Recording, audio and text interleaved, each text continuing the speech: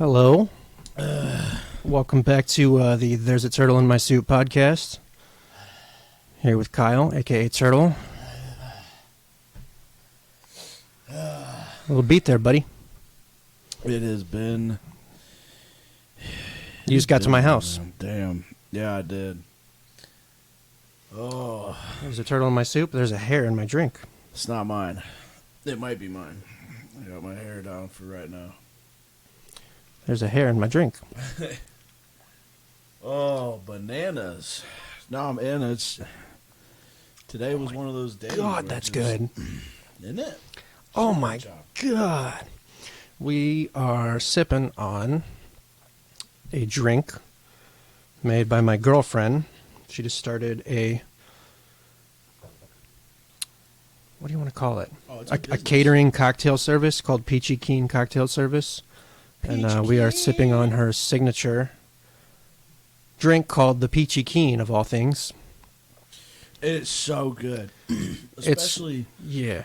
It feels so homemade, you know? Like, you can tell that it's not just something that you read off the internet and you're like, that would be cool. This is what I wanted for her signature cocktail. I wanted something with peach, and then we kind of played off of some flavor profiles that I've used in like some of my savory dishes in the past.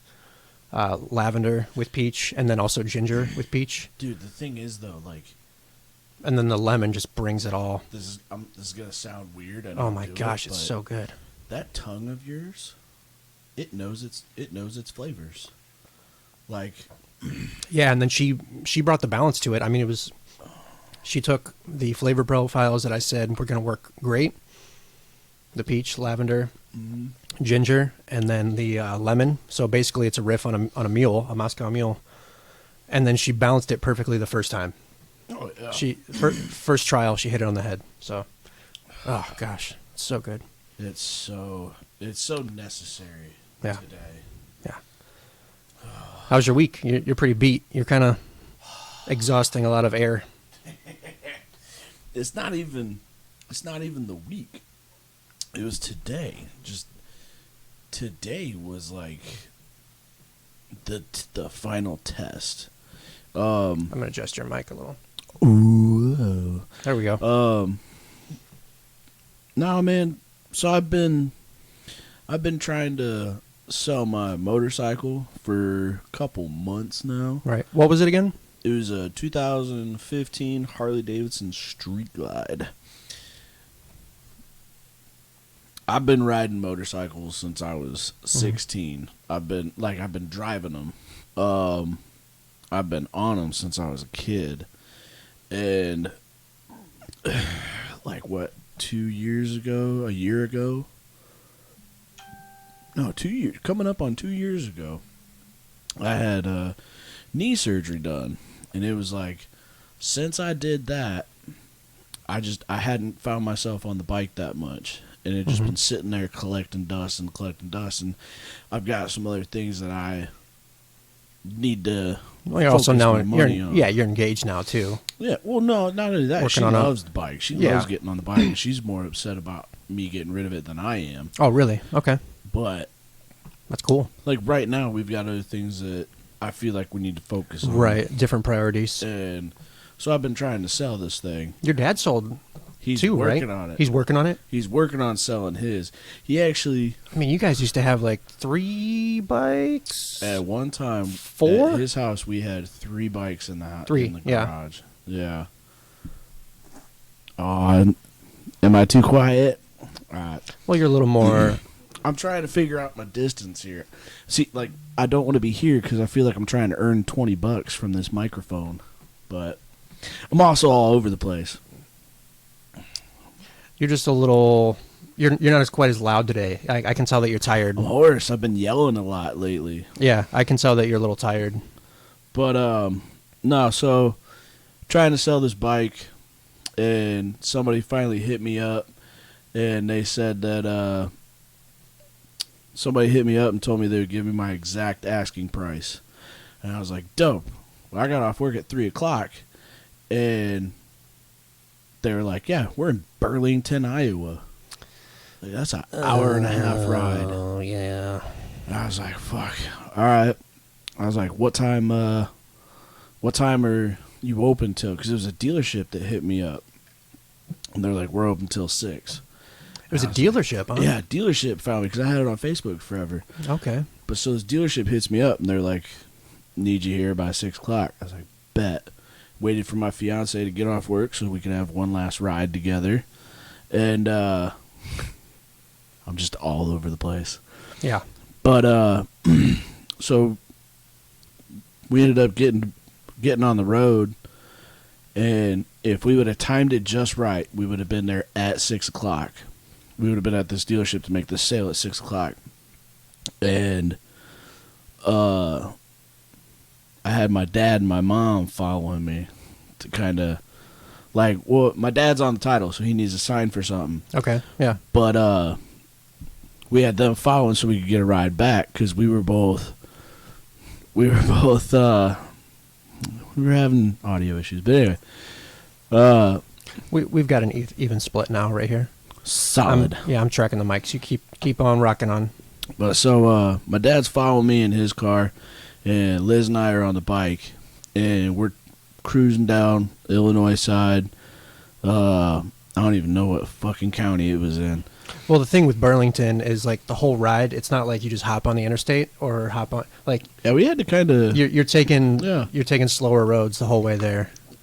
Slower roads. I wish Max I and would have known that. Yeah, Max and 55 the whole way there. 55. Maybe, and that's maybe if you're lucky because you have to go through towns and crap. So we were 10 minutes from Burlington.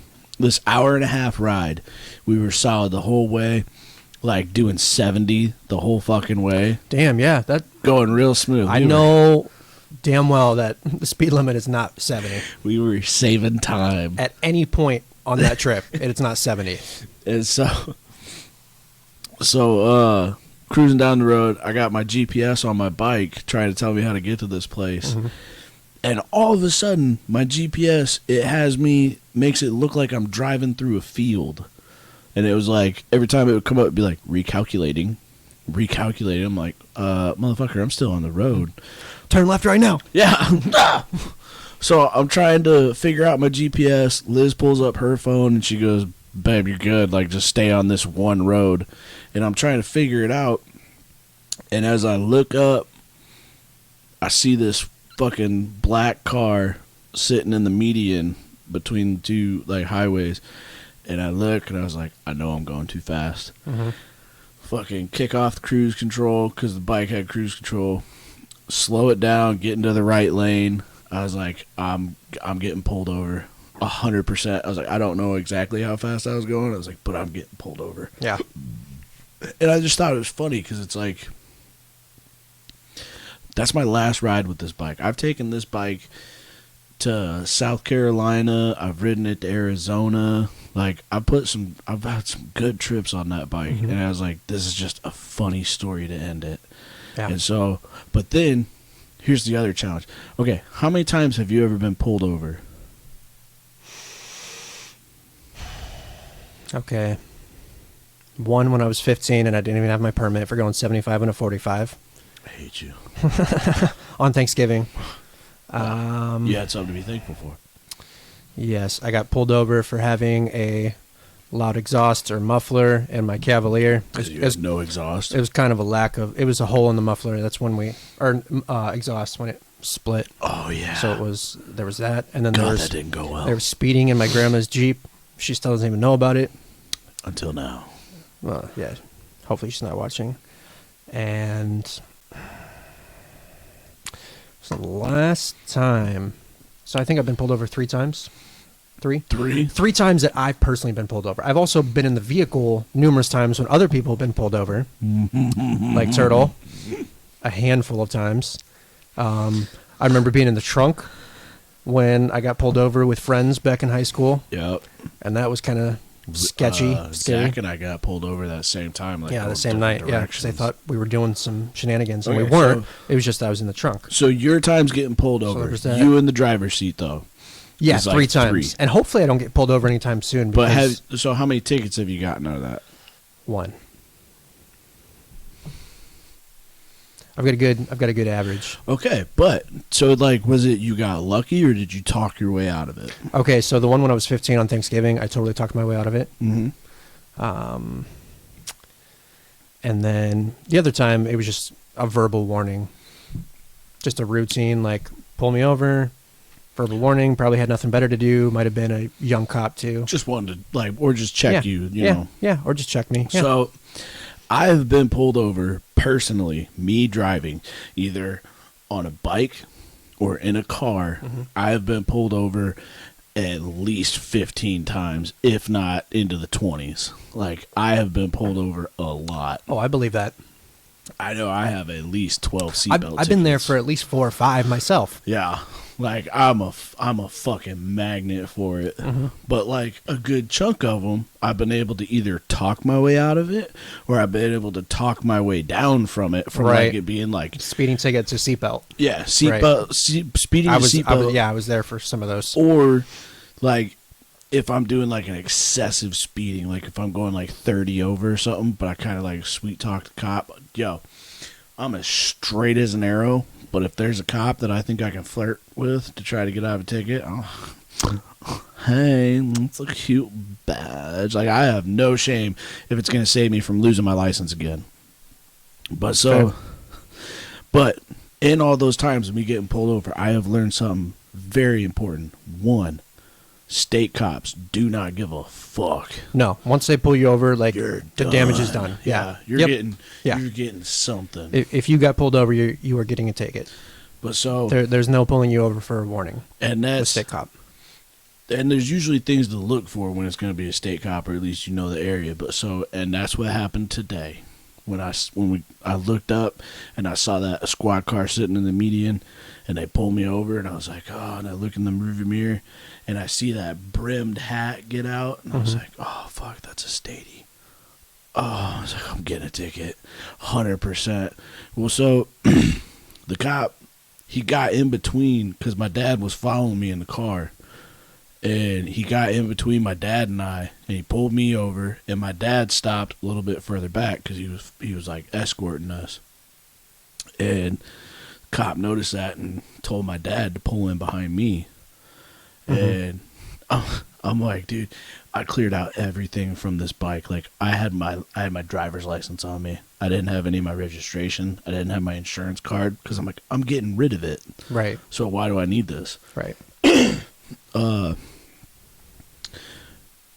He comes out, he talks to my dad, and my dad tells him, you know, oh, he's going to sell this bike, blah, blah, blah.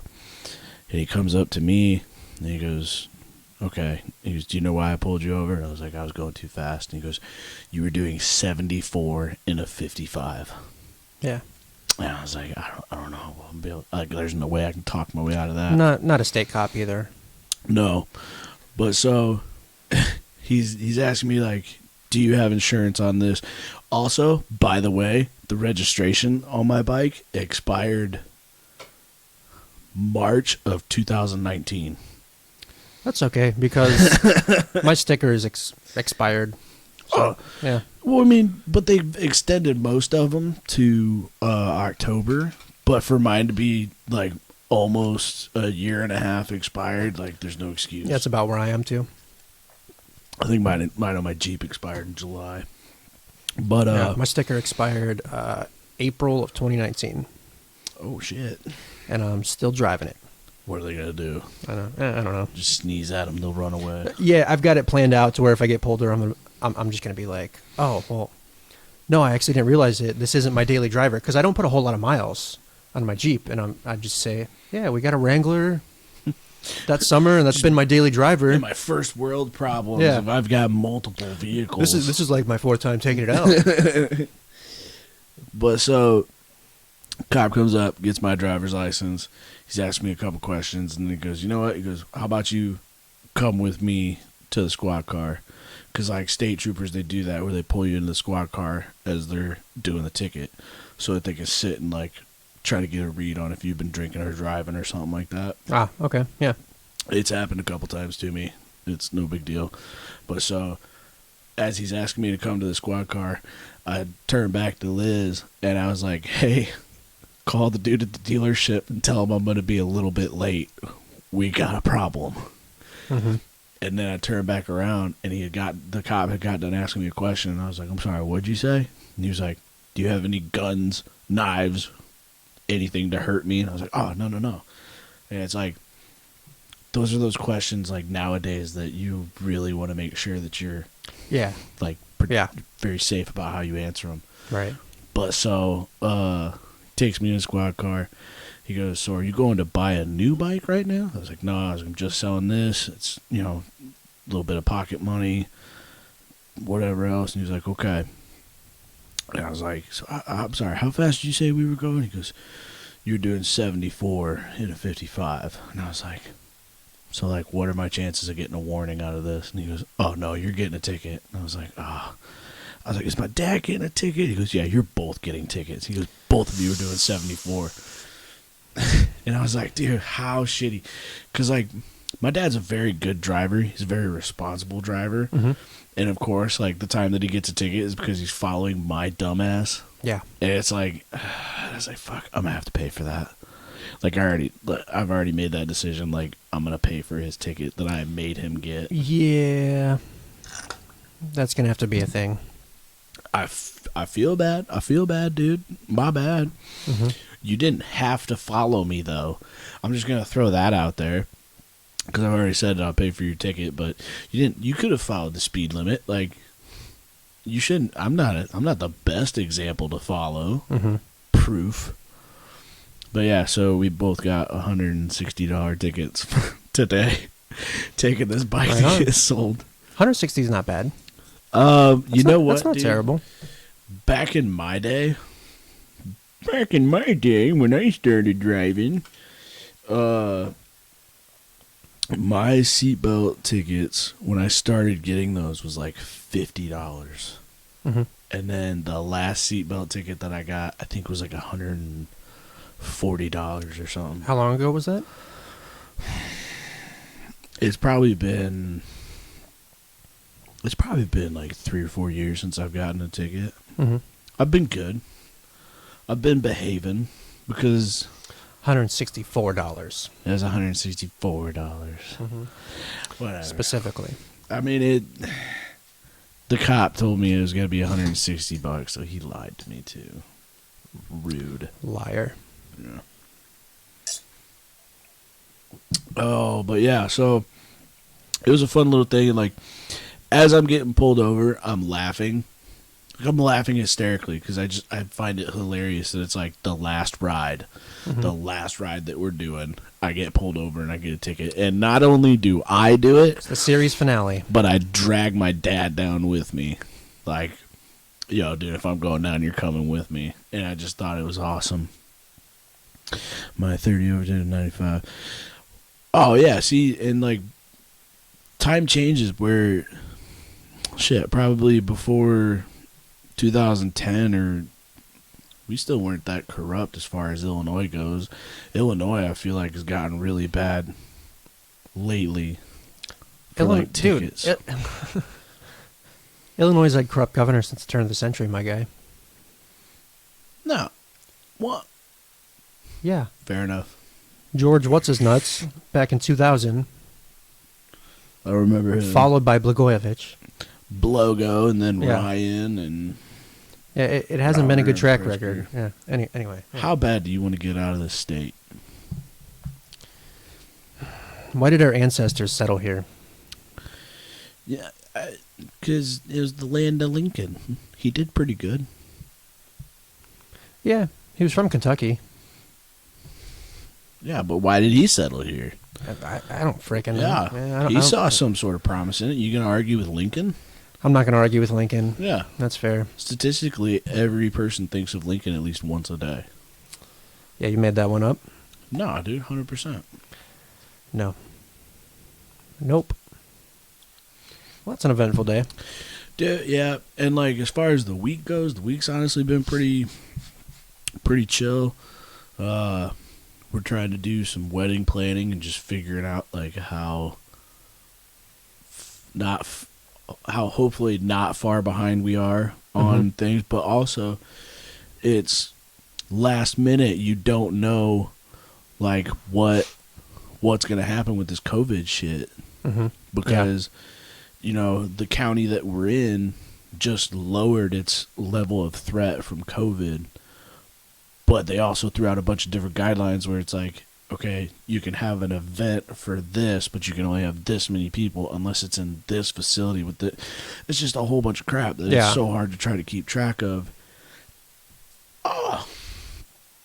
But like, I don't care.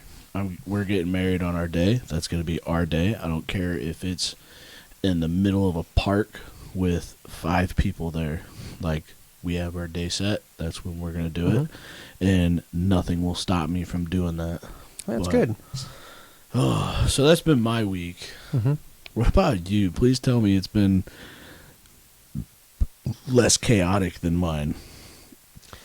Yeah, I've had a pretty chill week. I mean, my week's just kind of consisted of prepping for my 2 dishes that are going on the menu at Raw. If you're not familiar, Raw is a very green, organic style bar, cocktail bar in downtown Davenport. Like super fresh. Yeah, like, seasonal. What are we talking about here? Fresh, seasonal. You could call it a little granola maybe, but just kind of taking same mindsets that modern chefs take, but applying those to cocktails. They're in downtown Davenport, right across the river from us. We're in Illinois. They're in Iowa.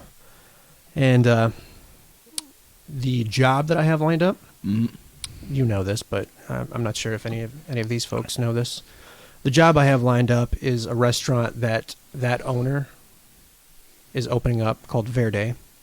I'm going to be the chef there, but they won't be opening up until late spring. So in that meantime, I'm going to kind of develop some dishes for Raw, and then I'll be part of like profit sharing, and I'll see some of the earnings from those dishes, especially. So there you go. Yeah, so I'm putting 2 items on their menu tomorrow. One's kind of simple, just a black bean hummus that I make. So if you've had Super Bowl parties with us, you would have had this before. Yeah, it's just something simple, like something you can kind of snack on. Yeah. It's all apps over there. They don't have a full service kitchen at all. So I have to take that in. They have no heating elements whatsoever. So how does that work? Do you make it somewhere else and have to bring it? Yes. Yep. Okay. Yep. Correct. You know, since their whole concept is raw, right? You know, you get sashimi there and different, I don't know, they got like fruit platters. Am I going to be able to read the words on this menu? You should, but yeah, one of my dishes is the black bean hummus, super simple, and then the other one is my campfire s'mores dessert, which everyone is like lining up ready to get that one. Why did you make that? Huh? Why did you make it? Okay, first of all, describe it. So my campfire s'mores desserts, when I'm creating a dish, I want dishes to tell a story. And so the whole idea with the s'mores dessert, I didn't plan on it being one of my signature dishes, but like everyone just loves it. And there's like a cult following at all times, ready and willing to have it. So I wanted to just like convey emotion and kind of bring back everyone's childhood. So the whole idea of this dish is to imitate making s'mores by the campfire when you're a kid. And so it's a marshmallow panna cotta. If you're not familiar, a panna cotta, it's Italian. A panna cotta is a dairy. Oh, panna cotta! It's a gelatin dairy dessert. Like think of it like a heavy cream Jello kind of, but it's nicer on the palate. Right. So it's a marshmallow panna cotta, and if you're familiar with making homemade marshmallows are made using gelatin. So it's basically like a super soft marshmallow. So we make that, we put it in a mason jar. Who has time to make homemade marshmallows? Nobody, but this is why this dessert kicks ass. So after putting it in the mason jar, I torch it to caramelize the top and give it kind of that toasty. With your creme brulee torch? Yeah. Well, it's just a torch. Just a straight up torch. We start fires, you know? I know like 5 fucking fancy words, and he always has to just take that joy from me. And then so we had the graham cracker element. There's a graham cracker crumble. So it's basically homemade graham cracker that we just like crumble up because you want some texture in there because the panna cotta is nice and soft. a graham cracker cremeux, which it's a hard word. It's French. Cremeux is just an egg yolk frosting, basically. And then there's just some chocolate variations. Okay. So where's the campfire come from? The campfire, because since we put it in the s'mores jar, we've got a cold smoker, and we just stick the tube in there, generate some smoke, and then we clamp it shut. So the smoke is... What do you use to generate? Do you have like certain... It's a smoke gun. It kind of, I mean, honestly, it kind of works like a bowl would work. You know, if you're smoking weed, like it works how a bowl works, where you put the wood chips in the bowl. Okay, so it actually... and then you light it, and then it just like generates the smoke through the tube. So it actually has wood chips, though, is what you're using? Yeah, I use cherry wood. Yeah. Okay. Yeah, I actually use wood. And then we just clamp the mason jar. It's a clamp jar. And it comes out to How did you come up, like, what made you want to come up with this unique idea to make s'mores? It's something that everyone can relate to.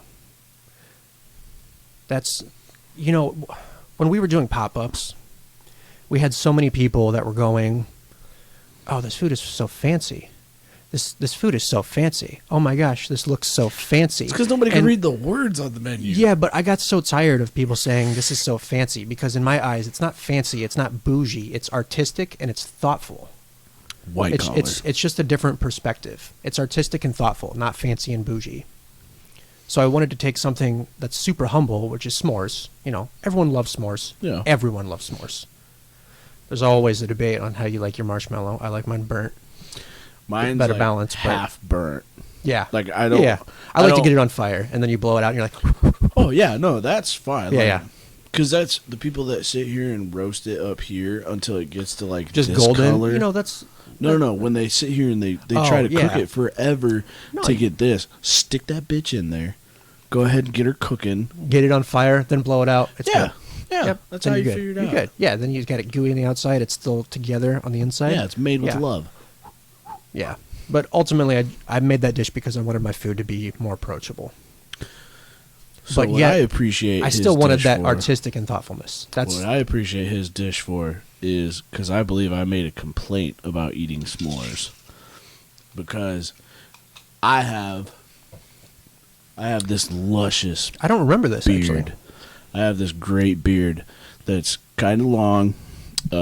It always gets in the way when I try to eat, especially sandwiches, burritos, things like that. But if I made a s'mores where I had 2 graham crackers and a Hershey's and they a are messy. marshmallow, Yeah. it gets all down my beard. Mhm. And I remember making a complaint about that to you. And I feel like that's what got you started on trying to figure out. It could have. I just don't remember. I But do because I felt so special Yeah, because I was like, he made this for me. You can't just put a s'mores on a plate and then, people's fingers will get all sticky. Yep. Their fingers. The fingers get all sticky. But no, he made that s'mores dish, and I think I tried it before the pop up. Yeah, And you did, I was 'cause you were there. I was so touched because I was like, he did this for me. Mm-hmm. He did it all for me so that I can enjoy s'mores without having just this white goo looking like I just blew Casper all over my beard. Right. Like he helped me look fancy while eating my s'mores. Yes, and then sir. he just kind of crushed my dream about 2 minutes ago by saying, well, he actually came up with it. But whatever. I'm not holding that against him. It was probably a culmination of a lot of things. Inspiration kind of is around every corner if you pay enough attention to it. Not shaving the beard. Can't shave the beard. This is all my power. Like if I didn't have this beard, it's about trimming. Trim yeah, it. trimming, trim it. keeping it That's nice and fine. shapely. Yeah. But like when people say that, when like they look at a beard and they're like, "Ugh, why do you have a beard? Are you a hipster? Are you a lumbersexual?" No, I'm not a fucking lumbersexual. I have more chins than a Chinese phone book. Okay, I've got these chubby cheeks. I've got this baby face. If I tried to tell somebody to leave me alone, they would be like, "Oh, do you think you're a tough guy? Yeah. Look at you with your cute little Which doesn't face." work well with your job. No. Yeah. I have to routinely be in charge of things and tell people how to do stuff. And I feel like that's where this comes from. And I'm fine with trimming it because then I can still make it look really decent. But as far as like completely shaving my beard off, I don't think that'll ever happen. Yeah. I haven't seen my cheeks or chins in probably It's been a long time. Probably 8 years. Probably 8 years. I was just about to say 8 years. 8 years. Which makes it weird when we go and look back at yearbooks. Like, oh my gosh, look at Turtle without a beard. Going back to Facebook where somebody's like, "The fuck's this kid?" Right. That's me 100 pounds ago and less beard. Yeah. Which, speaking of yearbook, I think last week we wanted to talk a little about some high school years, high school memories. You know, if you went back to high school, Things right that now, we wish we learned in high school. if you went back to high school, like 1, would you go back? 2, what year would you go back to? And 3, what do you wish you would have like focused on more? I mean, really, when you think about your past life, everyone says everything happens for a reason. I would still like relive my past life without making many changes, just because it's fun to like relive some memories, you know. Speed round, first impressions of people. I'm dropping names. Oh, no. I'm not good at this. I'm very rude. Yeah. Oh, I have no filter. Like, because we recently we lost one of our old high school friends. Oh, yeah. Yep. And Yeah. throughout high school, he was a great guy. Like, he was fun to be around. But he was one of those dudes where it's like you just didn't know where he would end up in life. Like, you didn't know if he would end up being one of the greatest successes to come from, like... Oh, regardless, I hope you found peace. Me too. But it's like, you know, you have your first initial thoughts, and sometimes I don't really think that stuff through, and I say what's, you know, first off my head. So I'm scared of those. I'm scared of speed rounds like that. I want to get into some things that, like, we wish they taught. Just because for me, and I know that there's a lot of people that, like, grew up with parents that, like, really taught you and prepared you for adulthood. Mm-hmm. But, you know, my dad passed away when I was young. I didn't grow up with my father. Right. I had stepdads, of course, but it was just like, it was different. It's a little different. So there's certain things that I never learned before adulthood. And something that I wish was taught in high school is something as simple as, like, what to do if you get in a car accident. Ha! I know that's simple, but, you know, nobody ever told me or taught me anything like that. I was just telling the story about my first car accident. Yeah, I got rear-ended earlier this year because COVID drivers are crazy. It's like people were trapped in their houses and then came out and just kind of forgot how to do simple tasks like stay on your brake at a stoplight and not idle into someone's rear bumper. Well, it's because they didn't think that staying 6 feet away actually mattered when it came to cars. Cars, right. Oh, I'm 6 feet away. I'm in my vehicle. Yeah, there's barriers. Yeah. No, So I was kind of like, you know, I get rear-ended. We went to a parking lot, and I mean, I got his information, and what I did is I just took a picture of his insurance card. His license plate's not on his insurance card, and I just totally, like, it slipped my mind to take a picture of his license plate, or like write down his license plate, or well, and then too, anything like that. It wasn't a bad accident, but that's still useful information, because you were telling me how, hey, do you know like when to call the cops? And I'm like, no, I don't know when to call the cops in an accident, because he asked me too. He's like, you want to call the cops? And I'm like, no, this is like, it's not a big deal. It's like, well, it's because $50 worth of damage, maybe. Well, it's not even that, but it's like, even if there was a lot of damage, but it was a legitimate accident where you're like, no, man, it was a total accident. Like, we don't need to report this. We don't need to bother them. But like, sometimes, like, you don't know the parameters behind it for, like, insurance purposes, which it should have been covered in our driver's ed. Right. But instead, they were teaching us how to do a fucking K-turn for a whole goddamn week. Right. You know, shit like that. Where it's... And then, too, with that, you got to wonder, like, how long have they had this curriculum where, okay, you've got a fucking driver's ed book from the 50s that they just reprint on a new book, and they're like, no, this is fine. No, Okay, the thing about when to call the cops. If you get in a car accident and there's more than $500 worth of damage, you are supposed to call the police and make a police report. You're also not supposed to. I can't remember what it is exactly, but like you're not supposed to move from the scene. Yeah. Or at least you're supposed to stay relatively close to it because they need to come and take pictures, and that's what gets sent to your insurance company. Both of your insurance companies to figure it out. But at the same time, what's $500 on a car? Like, what's okay? It also depends on the car. It depends on the car. It depends on the textures. Like, it depends on what like if you've got like a '67 Camaro. Yeah, if you got something kind of vintage, or when I had my GTI, a European vehicle, they're like 4 times as expensive. My God, yeah, if at you got least a BMW at least. and you get like a nick or something, you're done. Yeah. But no, you've got all these different parameters that it's just supposed to be common knowledge, where really you learn by either seeing somebody else do it or going through it yourself and getting your ass chewed.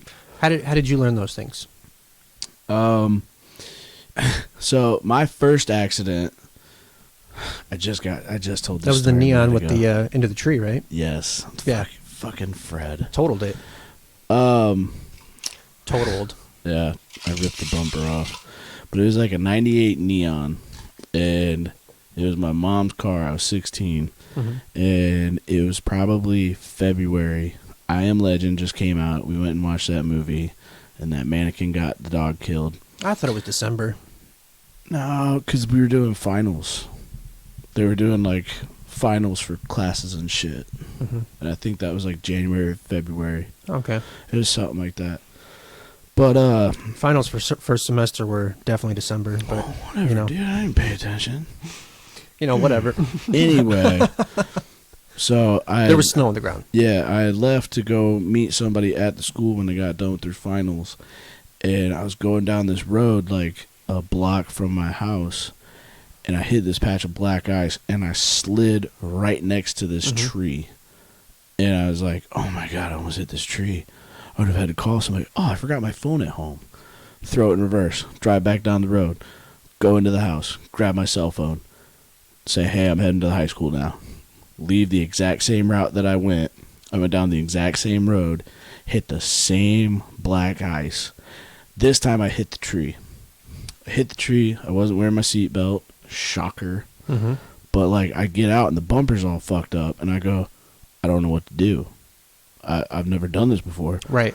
And there's no adults around me for me to be like, hey. And the fact that that's not covered in driver's ed is well, because they expect you to be such a great driver that you'll never get in an accident. But mistakes happen. Oh, yeah. But so I panic and I jump back in the car and I drive down the road and I drive back to my house. And I pull up and my dad and my mom watched me pull this broken car into the driveway. And I was like so scared about getting in trouble that I had bit my tongue when I hit the tree, and I just kind of saved some of that blood in my mouth. Yeah. And when I pulled up and they came out to look at the car, I rolled out all dramatic and was like, blah, and like spit the blood everywhere. Like maybe they'll focus more on me. And my mom's like, what happened? I was like, I bit my tongue when I hit this tree. And she's like, oh, all right, well, I'm going shopping. So figured that out and left. And my dad comes over and he looks at the car and he goes, what are you doing here? He goes, why'd you leave the scene? And I was like, what are you talking about? He goes, you're not supposed to leave the scene of an accident. You need to call the police. And I was like, I hit a tree. He goes, doesn't matter. He goes, you caused, I think that's when he told me, he goes, you caused, over $500 worth of damage. He goes, you need to stay there and you need to actually file a police report there. So went inside, called the police, tell them about what happened. They said they're going to send an officer down to check on it or to do the police report. And before we called the cops, my dad and we jump in his car, drive down the road to show him the tree. He hits black ice and almost slides into the tree. I don't know that part of the story. I didn't know that. He almost slides into the exact same tree that I had hit. And he backs up off of the curb and backs to the stop sign. And he looks at where my tire tracks are to where I hit the tree. his tire tracks to where he almost hit the tree. And then there's another set of tire tracks that almost hit the tree. And he goes, oh, look, somebody else almost hit it too. And I'm like, yeah, this is a bad corner. We need to get out of here. And I just told him today that those were my set of tire tracks. Mm. But so, as we're sitting there and we're looking at this tree, this pickup truck comes around the corner, hits Black Ice, and fishtails, and comes like this close to hitting my dad's car. And he goes, let's get the fuck away from this corner, dude. Right, yeah. Call the cops. Waiting for the cops to come. Oh, shit, man, I got hungry waiting for this dude to show up. Let me guess. The cops came, hit Black Ice. No, no, he was actually a professional driver, and he knew how to drive in the winter. I was gonna say that'd be so freaking cool, fantastic. That'd be so ironic. But no, so I was waiting for the cops to show up, and I was hungry because I'm always hungry. So I made a couple Hot Pockets. I'm waiting for the cops to show up and we eat this Hot Pocket. Yeah, I still enjoy a Hot Pocket every now and then. I don't care. It's like it's that thing where you know it's so bad for you, but you just gotta indulge in it. But so, this cop shows up as I put my Hot Pocket in the microwave.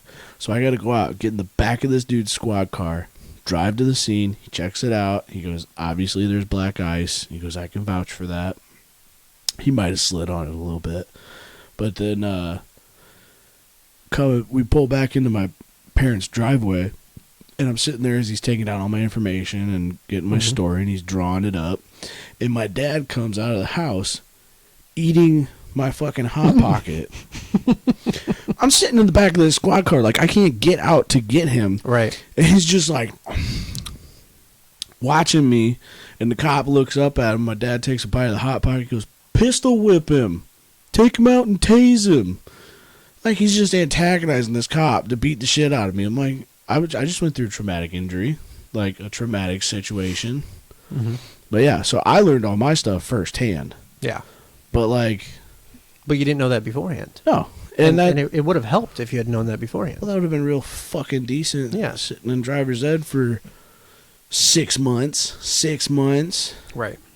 Like, sure, we go and do that course every fucking week or whatever, but yeah. There's things like that. There's things like, okay. Buying a house.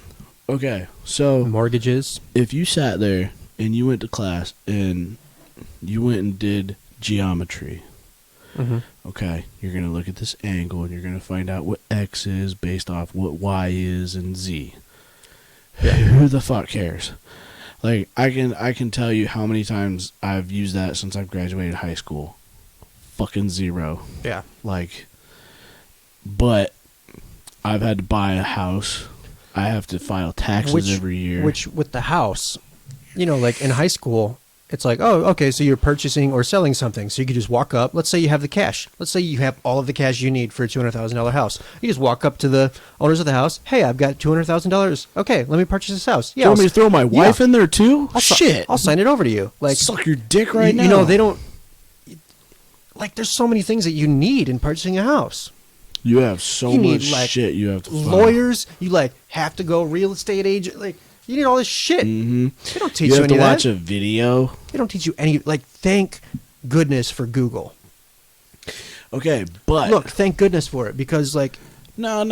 We're learning all these things that we should have learned in school. Don't thank goodness for Google for that, because Google that's becoming the go-to. That's becoming the go-to how to learn shit. Unfortunately. Hey, how do I fix this keyboard? Google it. Hey, how do I change a tire? Google it. Like, honestly, I've had to do it. Where I don't know how to do this, and so you got to watch a video. We have all had to do it at one point in time. I'm going to throw this out there for anybody. There is a YouTube channel called Dad How Do I, where this guy who grew up without a dad, he learned all these things, and he made a YouTube channel doing daily tasks. That's brilliant. That's honestly brilliant. But it's legit. It's where you go up and you ask, Dad, how do I do this? Mm-hmm. And he's got a video as far as shaving, putting on a tie, ironing pants. You know, all kinds of things. What I will say is, so Zach and Emily were putting in a toilet in their bathroom. at their old house. Yeah. They were swapping out the toilet. And Zach's like, yeah, I'll just do it myself. Well, I like came over to help him one day, having never moved out a toilet. Mm-hmm. And it was cool because he didn't know how to do it. I didn't look up a video or anything. And I like helped lead the charge on it. We like pulled it out, and I kept track of where everything was beforehand. Mm-hmm. And then when we put the new toilet in, I just like retraced my steps And a little you bit, reversed and your steps. we figured it out. Yeah. And it was perfect. We just figured it out, and it was cool to just figure something out that we You had no feel idea. so accomplished. You feel really accomplished, And then you wait. it's you kind of there, it's euphoric for sure. You sit there and you fucking wait for that opportunity for somebody to go, hey, I think I need to replace my toilet. And you go, I can help you. Yeah. Oh my God, I've done it before. Mhm. Like, you get so excited to give that little bit of piece of information as to how to do something. Yeah. But it's like, that's what, if I could go back to high school, one, I would have taken basic car repair. Yeah, that would have been cool. I know how to change a tire. I've Right. changed brakes before. I don't like doing that stuff because I'm cursed. Clearly, I got a ticket today on my motorcycle going to fucking sell it. You know, that wasn't a curse. That was just you speeding. I'm cursed. I'm cursed. Don't steal this from me. That was you speeding and the cop doing his job. Yeah, good. Good on you, trooper. But no, Hey, bartender Brienne. Bartender Brienne, if you can hear me, can you hear that? I could use a refill. Hey, bartender Brienne. Bartender Brienne. All right, anyway, But like, you're cursed. it just if things That's what she said. if things can go wrong, they will go wrong. And like if I'm trying to like redo my brakes, one, not only are my brakes going to be bad, my rotors will be bad too. Yep. And it just so happens that my brake line's going to be all rotted out, and when I try to pump them up, they're going to burst. Like all of that stuff, and I don't have the patience for it. Like, So I'm thinking about car repair stuff, and then you in that tank top. All it reminds me of is I thought I was so fucking strong. okay. So I'm gonna story tell here. We're gonna get off the topic of high school, and I'm gonna share a story here. Oh my God. You're usually the storyteller, but this one's gonna be my turn. So I live up in the suburbs of Chicago. Turtle comes and visits me. Yo, we were going to a Cubs game. We were going to a Cubs game. My first Cubs game. Yeah, I had a 2001 Chevy Cavalier. It was inners were good, like the engine and everything was great. It was just like starting to deteriorate on the undercarriage and then the body. Whatever. It was a 2001, and this was 2013, maybe 2013, I 2012, have- somewhere in there. I have a story to interject into your story, which is a jab at you. Okay. Continue.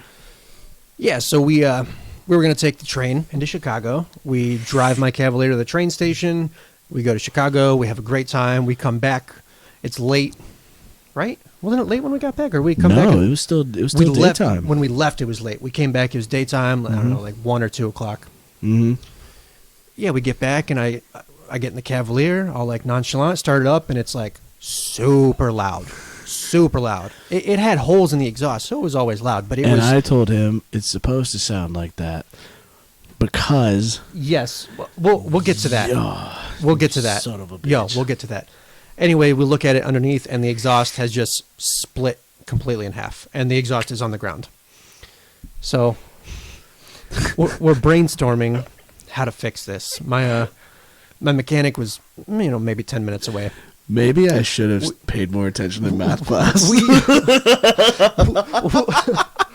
We get the idea to get rope and tie rope around the underneath of the exhaust. We took 2 cars there We did. because Zach drove and Zach you drove drove. and I drove. And so we went to a hardware store. We went to a hardware store and we got rope. Well, because we were looking at it where we were like, we could get under it and we could push it back up. Yeah, we and could make wrap it rope flush. and then pull it up so that it connected enough. It was going to be loud It's gonna be loud because but we were haven't gonna keep it because we off can't the like road. weld it together right there. We can't get underneath and weld it Yeah. in the parking lot right there. So we decided that I tell him though, I go, call a fucking tow truck. Oh, I don't have the money for it. I didn't think I had the money for a tow truck. Whatever. I was poor at the time. Look. No. This is another lesson that they could have taught you, and we'll talk about it later. But it's things you need to know. Okay, so we go call a tow truck. Well, we don't have the money for a tow truck. Fuck. So then we resort to the rope. You're the strongest of the three of us. So I was going to drive, and we were going to lift the rope up, tie it around, and then feed it through the windows. And Kyle was going to grab the rope and just like muscle it to pull it up. Right, like because right like that. If I pulled one rope this way, did we buy a headband for you? Did we buy a what? A headband for you? No, I think I just had one. I think we found one in one of the headband, cars. gym shorts, and then a tank top. So you were decked out for a workout. I was ready to. You were ready to go. Buff. Like you changed for this occasion. I always come prepared. Yeah. And anyway, so I'm like, okay, we're gonna go on your mark, and he's like, okay. And he pulls the ropes. And he's like, I don't know if I actually moved this motherfucker at all, but like I felt like I got a little bit of lift off. So we had to do a couple takes to fasten the rope, but then we got it to a point where like you were lifting it up enough to like I could get over a speed bump if I had to. Oh, baby. And so I back out, and this parking lot's, I don't know, probably 200 feet by 100 feet. I'd say is fair. Because it wasn't Crystal Lake. Yeah, we're in the middle of the parking lot. I back up, go forward. I get out of the parking lot, and Kyle's like, pull over, pull over. I felt my bicep exploding out of my arms because I'm sitting here and I'm pulling this goddamn rope so fucking hard. I thought I was going to shit myself trying to get this thing up. Thank you, bartender Brienne. Thank you, bartender Brienne. But so I'm sitting here and I'm walking out trying to hold this thing up, and like my shoulders started to hurt, my biceps started to hurt. I go, pull over now, and we made it out of the fucking parking lot now, and I'm so exhausted. I'm just oh god. And Connor's like, okay. I drove for 20 seconds. He goes, okay, we need to come up with a new plan. And then this motherfucker goes and looks at his insurance card. I call my insurance agent, and he goes, yeah, you got towing insurance. It's fully covered towing insurance. I was like, you son of a bitch. Fully covered towing insurance. And then we towed it to my mechanic. I rode with the tow truck guy. You guys followed, and I get out of the vehicle, and him and I are exchanging numbers, and you guys were like, did you blow your boyfriend? No, because, like, we call the tow truck, and the tow truck's like, it's going to be like 20, 25 minutes. And I'm already walking. down the road. Yeah, we like, went to the bar and had some drinks. Fuck yeah, I did. I was like, I just put in work for 20 seconds. Yeah. Oh, man. That was delightful. Yeah. Nobody knows to check your insurance card or, like, find out what insurance coverage you got because, like, because I think we had first asked you if you have AAA, and you're like, the hell is AAA? And you're like, but yeah, we got it towed there, and we got that taken care of, but probably if because you really had to pull that rope. Like, you yeah, really had to, just like, sit on it. Like, yeah. you had to it had to have force. It had to. Which I'm sure that if we would have hoisted it up and figured out a way to, like, close the door, if we went back now, Oh my gosh, that was hilarious. we would have been able to figure something out. We thought it was ironclad, though. We had tied the rope around, and we're like, we are brilliant. We're going to kill this. Iron Man is going to call us for this design, and he's going to say, this is how pure did you genius. All you needed was a rope and a good old sweat. do that? Yeah, just need a good old grunt, and you're in. Yeah. No. It did not work. We had that well. thick rope, though. It was like gym class rope that you climb up, like thick rope. I know we should have slammed it on the door. You know, it was probably like way too heavy, the rope itself. Probably. Yeah, that was the problem. It's not my muscles. It was. Yeah, you can tell your Dodge Neon story, this tank top, though? I do. I do like it a lot. This is my Carol Baskins. Yeah. Killed her husband, whacked him. How about that Dodge Neon story? Okay. To be fair, I'm going to say this ahead of time. I didn't hear anything. You were also listening to music, and it was really loud. I didn't hear anything. It's not my vehicle. But I'm, like, aware of my surroundings as well. Yeah, but, like, when you drive your vehicle every day, you know when something's off. You're like, that's kind of weird. Even the way it feels, you're like, something's off. So I didn't know that. We were driving to somebody's house to, like, pick them up. And, again, we're, like, a couple blocks from my house. We're pulling out of Sonic, actually. Were we? On the avenue, yep. We were at the intersection right Yeah, there. but we were down by Faith's grandma's when we like actually looked at it. Like we pulled into her driveway. Well, I remember when you first asked me, we were pulling out of So that anyway, intersection at Sonic. I'm driving down the road, and normally the neon sounded like that was its sound. But like this particular night, I think I came out of the parking lot and I hit like something, and it goes like it just had this deep, messed up sound to it. And I turned the music down and I say something to Connor. I'm like, I think something's wrong with my car. And he goes, no, it's supposed to sound like that. And he turns music back up. And I was like, that's not. And by the time we got to where we were going, I get down and I look underneath the car, and the exhaust is split at the. Was it really? Oh yeah, I don't remember that. it broke at the catalytic converter. Oh, yep. But you don't know anything like that, and like Yeah. that's an easy fix. Like exhaust, honestly, like if you're not dealing with the manifold, like it's not that bad. Like anything from the catalytic converter back, it's just a couple bolts and shit. Right. But like, how many times have you replaced an exhaust? 0. It's something that you don't need to know, but it would be nice to know. That way, if you're out in your garage and you need to do it real quick. But same thing with changing your oil. Nowadays, though, fuck that. Changing your oil nowadays, you probably couldn't even go out and look underneath the hood and find your oil can because it's buried so deep. Yeah, it's a lot harder. It's a conspiracy, man. Especially as vehicles are starting to get more electric. Yeah, it's everything's got a difficult. CPU on it and all of that shit. It's so hard to actually get in there and do that stuff for yourself. You can't tell when we drive the vehicles. I returned everything to how I found it, except when I crash it, or Connor wipes a booger in it, or if we're dancing on it. Allegedly. No, what they're talking about was, remember when we went and like kind of partied in downtown Davenport, like running around taking pictures and shit? Yes. And what is interesting is I didn't realize that my future place of work would be right there. And I broke into it. And no. I did too. Yes, but what I'm talking about I didn't break into anything. Is about their outside space. They call it the greenhouse. And the glass you can only see through from the inside. You can't see from the outside in. And I was totally taking a leak right there in their bushes. So whoever was enjoying a nice fancy meal that night totally saw my penis. They were closed. Like totally saw my penis. They were closed. Yeah, I don't think they were. Closed because I got in there. It was like 9:30 or 10, dude. Nah. And there are moments where they would be open. I broke in and they were vacuuming. Darren never knew about my boogie. He does now. Connor's boogers are legendary. I am jealous of his boogers sometimes. I've got a good sized nose.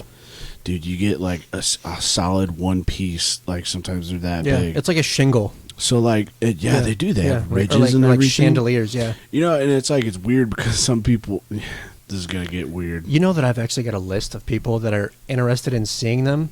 So like, if I get a good one, I'll Dude, you should Snapchat start an pictures. OnlyFans of boogers. I should totally start a boogers OnlyFans. You and your brother can have an OnlyFans together. No, never mind. Never mind, I retract that statement. Oh.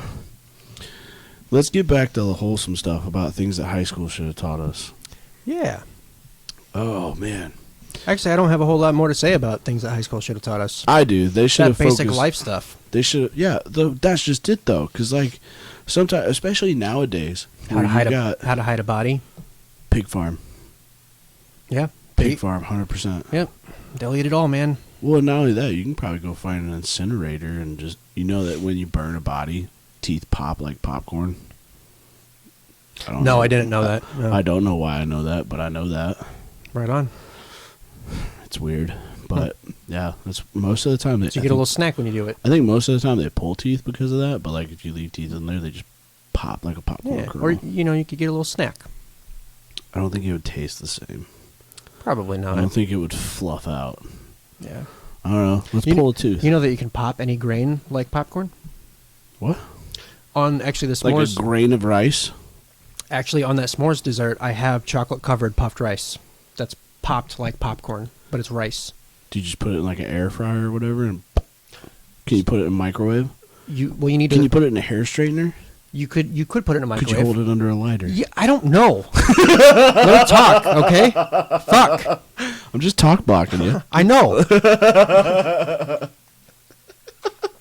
No, you just got to cook it, dehydrate it a little bit, and then you put it really hot oil, 450, and it just like popcorn. It pops within 3 seconds. This is the other thing. Every high schooler should learn basic car maintenance, how to check your oil, changing it, know what a light means when it comes on your dash. Your dash lights should not look like a Christmas tree every time you turn that shit on. Like, that's not good. The other thing, basic stovetop meals. And I know that they had a cooking class. It was and trash. One, it wasn't great, and two, it wasn't mandatory. I feel like that should have been mandatory. Yeah. I think coming out of high school, people should be able to take a raw ingredient, know how to cook it, make dinner, or cooking grains, or what to do with canned foods. People should have a better understanding of how to cook dinner. Because most people, like, legit, some people nowadays don't know how to cook something in a can on a stovetop. And it's also like, people are so clueless with cooking that we're starting to also get to the point where, like, it's, and this is just like ingredients and inflation and everything, but we're starting to get to the point where it's like almost just as expensive just to grab fast food as it would be to grab ingredients and then make a meal at home. So people are opting just for the more convenient route. But and the thing about fast food, it's just detrimental. if you buy fast food, that's a meal for now. If you go and make yourself a meal, you've got leftovers, so you're also meal prepping for the next day. I will rock out to leftovers. I love leftovers. Brigo's survival shit. Maybe something in high school, like everyone should learn how to start a fire. Kick their ass into the woods and say, good fucking luck. Literally teach every single person how to start a fire and how to, like, cook over a fire. Like with rocks? Or wood. Oh. Well, you hold a lighter to it and it catches fire. Yeah, but you got to, like, feed it a little oxygen. Sometimes it takes a little work. There's 3 parts to fire. Look, McAfee, I don't want to update close so that I can see chat. Meh. You gotta protect yourself from the viruses. Teach some kids basic hygiene and leaning. Gotta learn how to lean. Cleaning. Oh. Gotcha. You know, there's some kids that could have used basic hygiene. Make it mandatory that you have to take a shower when you come to... Yeah. That might be what they end up doing now, where they're going to make you fucking hose bathe before you those come people to school. down. Ugh. No, survival shit, though, yeah. You should learn... Because, like, look at California right now. California's on fire. So maybe they don't need to learn how to start a fire. But... Yeah. But, like... It's usually once a year. They're probably... That happens, too. Those people are going to be without power. So, all that shit that you got... Like, there are still ways that you can preserve food and stuff. Like, meats and things like that. Like, dig a hole, throw it in the hole, and throw salt on it, and it'll preserve that meat. I'm impressed that you know that. I'm honestly impressed that you know that. I know shit. Yeah. I know random shit. Do not ask me where I learned that, but I do. I know that if you, it's like, is there a certain, I know the gist of it. I don't know the exact science of it. What is the exact science of that? Of what? Of throwing salt on meat to preserve it. Does it just keep the bacteria away? So, what salt and sugar will do, but more specifically salt, and that's why, like, bacon is salty. That's why prosciutto is salty. That's why all these cured meats are salty. The curing process, what it does is it's like a transfusion where the salt goes into the meat and then moisture comes out. So you're drying it out. Mm-hmm. And that just cures it and it preserves it. Simple as that. So it's kind of like making jerky then. Yeah, but you're not fully drying it out. Okay. You know, like the more you dry it out, kind of the longer the shelf life is going to be. Do you know what it extends the shelf life though? Like, I mean, I don't have it down to an actual science. Like, if you cure it for this long, this is it. How long its shelf life will be. That's very dependent on different factors. I'm not gonna lie. I'm just not processing that I knew that, and I cannot for the life of me figure out how the fuck I learned that. Yeah. But I'm happy that I did. No, so there's things like that you can learn where, Because just recently we went, like, there are some places that went weeks without with power because of the Midwest hurricane. Yeah, the Derico. Midwest hurricane. Which Cedar Rapids got decked. Yeah. Hard. But, you know, yeah, things like that. I think general house repair, too. Mm-hmm. Where, one, you should know the difference between Phillips and flathead. And you should know that a flathead screwdriver, in my opinion, is better than a Phillips head. Because with a Phillips head, you have more chances of stripping it and then just pissing yourself off if you have to drill it out. Well, and you can also screw and unscrew with just a flathead. You can't do both with the Phillips, obviously. Right. Obviously. But or you can take, like, a fucking penny and you can get a flathead, depending on the flathead. Like, there's certain things that you should be able to know about just general maintenance of your house. How to check the fuses in the fuse box. It's almost like there should be kind of like a general, I don't want to call it survival, but, you know, maybe like a general survival. It's just general class. living. It's general living. Or like, get yourself out of shit 101. Yeah. Your dad's not here 101. Figure it out. Because I'm guilty of it. I'm guilty of it to this day. If I don't know what's going on, my first instinct is either call my mom or call my dad. And it's childish as hell, but I know that I will do that until the day that they are gone. Mm-hmm. Even if I know the right answer, I'm still going to call them and be like, so I've already done this? Can you confirm that I did the right thing? That's a really nice, your dad is asking when I'm going to do a pop-up dessert dinner. Well, Bray's doing drinks. Well, I'm doing a regular... If everything goes to plan, I'm doing a regular pop-up dinner October 11th. But as far as just pastries, I don't know. I haven't thought about that. Oh my God, I have cupcakes. I heard that you did cupcake tasting. Oh, I meant to bring some for you. Did you decide on her to do your cupcakes for the wedding? Yes, she did a great job. I don't know her name. What were the flavors? So we had red velvet. Red velvet is always a win. Red velvet cake scares me, though. Chocolate cake with red dye. It scares me, though, because if you eat too much of it, it makes it look like you have a GI going on. Yeah, that's a red dye. Yeah, you got a GI bleed going on. That's all red velvet cake is. But that was good. The definite winner is the peanut butter cup. Like, the chocolate, too, was so thick. Like, it was just so tasty. They had a s'mores one. Right on. Not feeling it. No? No, like the whipped cream or the frosting that they did was too whippy. Like, it just... Did it capture the marshmallow? Not really. Because that's the kind of thing is like, when you think marshmallow, there's a certain flavor that you associate with marshmallow. And that certain flavor that is given to marshmallow comes from... powdered sugar. It might have had the flavor, but it definitely didn't have the texture of it. Okay. Like, it was too wispy. Gotcha. So it wasn't thick enough. It didn't have the richness, maybe? Yeah, it probably would have been better. Okay. There's something called Better Than Sex. What the freak flavor is that? I don't know. I've had better sex than that, but it was alright. Like, it makes me wonder, like, whose sex life did they base it off of? I mean, what kind of flavor is that? Was it salty? It's full of protein. Was it salty? No. Did it taste like Slim Jims? Ew. What? I don't know. What sex have you been tasting? None that tasted like a cupcake? I've been wondering about that stack of loose 20s on the table. Now I know. Any hooser. There was that. There's a chocolate raspberry one that was pretty good. I don't know. We got a shit ton of flavors. I'll show you the list, and I'll let you kind of... I still want to know what flavor Better Than Sex is. I don't know. I want to know how you determine that. It's the same thing like when you have a shot called Sex on the Beach. Yeah. The fuck? Is it going to taste like I'm not going to be able to talk for a while because I'm just going to have sand in my mouth? Right. Is it and like in every crack of my body? Like, I don't want that. Or, you know what other drink I don't get the name of? Fuzzy Navel. I love Fuzzy Navels. I know. You chugged a whole freaking bottle.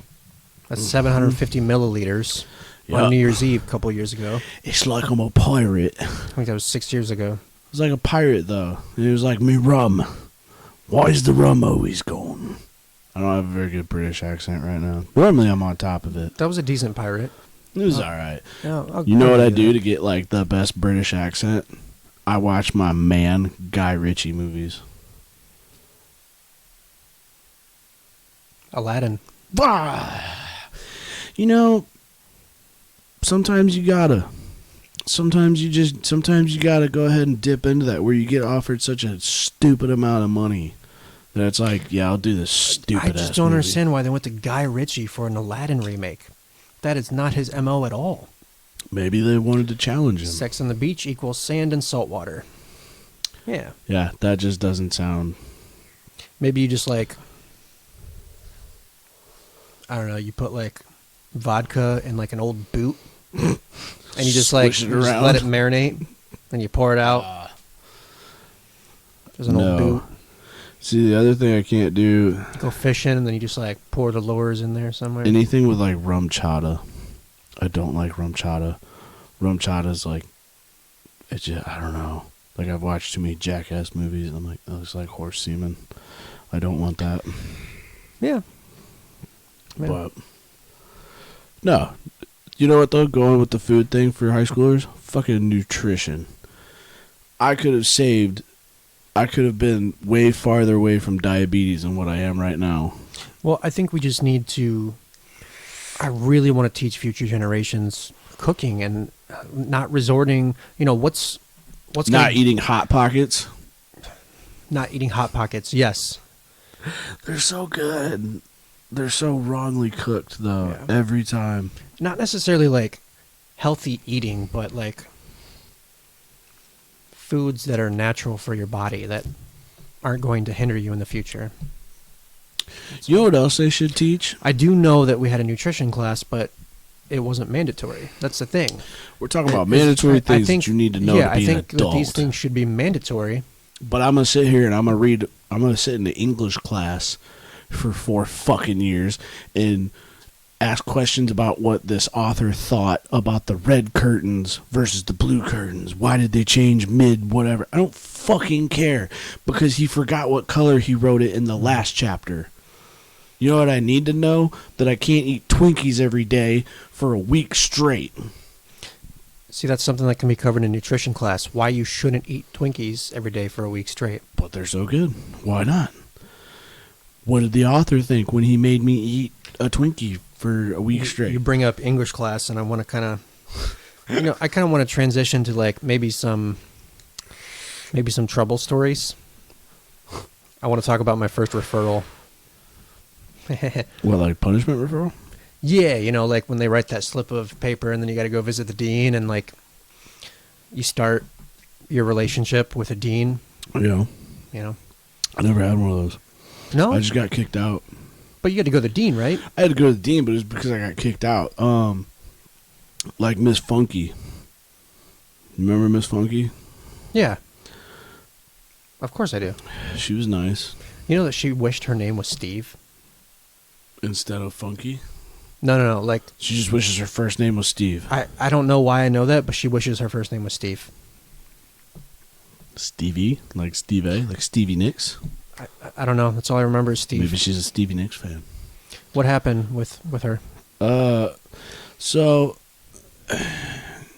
going into my freshman year, coming out of 8th grade, going into my freshman year, Miss Welvert, we've talked about her before, she determined that I was not ready to take a regular math, like a regular high school math class. Yeah, that's what they all did, is they kind of like paved the way Bullshit. going into your counselors. Bullshit. Right. Your freshman year, I guarantee you took algebra. Right. I took algebra 1A, where it's like whatever. they slow it down so Right. much. I had an A+. I had over 100%. Right, and then I remember that they realized, oh, we effed up, and then they tried to like boost you back, like catch you back up to where they like made the me rest of take us were. 2 math Right. classes. You just caught back up to the rest of us. Yeah. So Caught up. by my 3rd year of high school, my junior year, I was taking my 4th math class. So technically, my senior year, I didn't have to take any of that. Like, I didn't have to take math. You had your 4 credits. I had my 4 credits of it. But my counselor goes, well, if you want to go to college, you should definitely stay in a math class. And I didn't want to have this argument about, like, I'm not going to college. Which you would have been with me if you had stayed in that class. I couldn't do it. So, okay. That's what's bullshit. Senior year. You know how many shenanigans we would have gotten into? All the shenanigans. It would have been great. And then that was the same period that we had lunch. Yeah, but instead I got to skip because I dropped those classes. It was fantastic. I'm disgusted. But, so, for some reason, my senior year of high school, I transformed into full Kyle. And What's full Kyle? Full Kyle. I came to school with a Monster Energy hat, a Monster Energy shirt, Right. a Monster Energy backpack, and BFC in that fucking backpack. Right. And I probably had something else Monster on The only me. thing you never did is you, like, never punched a hole in the wall at school. There was no drywall there. It was all brick. If there was drywall, you bet your ass I'd have put my fist through Oh, it. yeah. Oh, yeah. Kool-Aid Man style. You had the yeah. you had the Osiris shoes. Dude, my shoes were killer throughout high school. You could see them motherfuckers from across the hall. It was fantastic. But, like, when I went into my senior year and they made me do, I think, trig was my first semester. Something like that. They had me going to do trig. I didn't give a fuck.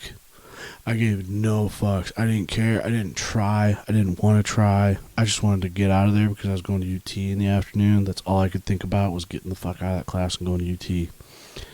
And at one point, we had this quiz where she goes... It was a partner quiz. Yeah, right? she goes, you can use a partner on this to help you through this quiz. And I was like, I'm not going to drag somebody else down because I didn't pay attention. I'm going to sit here and I'm going to struggle through this on my own. And so I'm sitting there and I'm trying to figure this out. And I was like, I haven't paid attention like the whole 2 weeks that we've been in here, so I don't know anything that I'm doing. Right. And our friend Miranda sees me sitting over there by myself. She's like, Kyle, come over here and I'll help you do this. And I tried telling her no. And she was like, well, I'll come to you. So she comes across the classroom to sit next to me to help me do this quiz.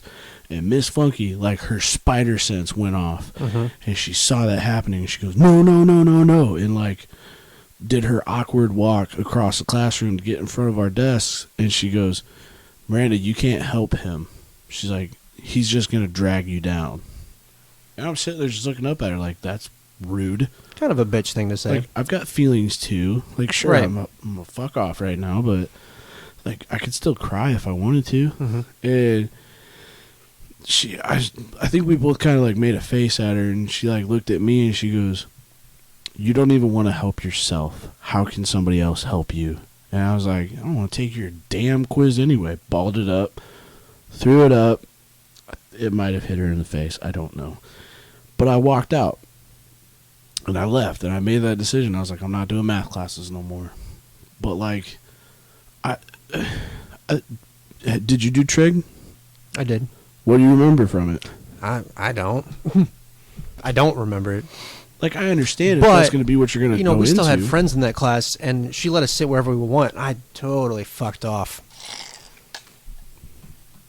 Whatever. I passed, so I graduated, so I dropped that class that fucking day. I went down to my counselor, and I was like, I'm dropping trig.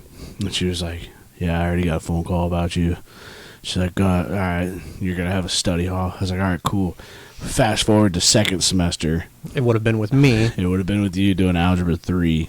That's what it was. It was Yeah. Algebra 3. I think I did trig too, because it was like trig was a half semester, and then algebra 3. Yeah, whatever. Yeah, and I already knew I didn't want to do Algebra 3, and then because it was the same teacher. No, I didn't know that until the day of, until I got my yeah. class thing, and I walk in, and Miss Funky looks at me, and she just goes like, "Oh no!" And I was like, "I already know." I was like, "I've got to talk to her. I have to sit in this class. I had to sit in that class for like a month. Like I had to do that class. It for wasn't a month even a before I could month. drop it. It wasn't even a month, because if you had been in there a month, I would have like latched my hooks into you and got you to stay the whole semester. Nope. I was determined not to deal with that. But like, okay, you don't remember anything from Algebra 3. Like, if I gave you an algebra 3 problem right now. I might, but like I haven't used it at all, so I don't understand why I would have retained that. But what if you took a mandatory basic carpentry class where you learned how to cut wood and build objects? That would have stuck. It might have stuck. Thankfully, I understand some of that stuff because of my grandpa, because he's really good with his hands, and so you learned that from firsthand. He's artistic in kind of that blue collar way. Yeah. So, yeah, things like that I understand. But there's things where it's like this stuff that they try to teach us, it goes towards a certain job that they could totally give us a head start on in high school, but they don't.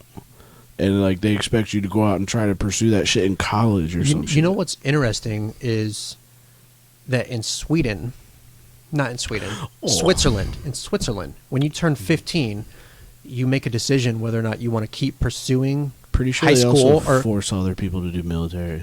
No, Switzerland's very no. Oh yeah, they're weak. No, they're neutral.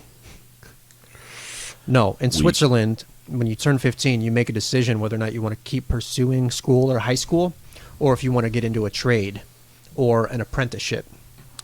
I wish I would have gone to a trade. Which is a really cool, because then that would kind of like get rid of this whole freaking college monopoly thing where they just try to force shit down kids' throats. Mm-hmm. Hey, let's get people into debt, and let's start it at a young age. Well, and that too, like, if they had taught you basic finances, like you do home ec where they teach you how to write a check and balance your checkbook, but they don't teach you what it means to actually, like, to be audited. Or be in charge, like truly be in charge of your budget and have an understanding of what you need to do. Yeah. Like, for the most part, I don't even know if they ever, I think they probably, like, discussed what rent was, but I remember, like, in our home ec class, they made us go over, like, writing a check for groceries, gas, maybe utilities, but don't explain to you what utilities are. Like, if, you know, like, if you have a street light out, you can call your local electric company and tell them about it, and they'll come fix it. If your tree is overgrown onto one of their lines, you can call them and you can ask them to trim that tree, and you don't have to pay for that. Which is something that we'll have to do in our backyard. But it's like some people don't know that shit, and then you take the chance of some jackass getting out there on a ladder with a fucking pole saw, trying to cut a tree branch, and ends up electrocuting themselves. We might have listened. Honestly, we might have. No. We might have. Mm-mm. So I want to get in. When you brought up English class earlier, it reminded me of an instance, how I got my first referral. Yeah. And kind of like established my relationship, the beginning of my relationship with my dean. Which dean? Lansky. Yeah.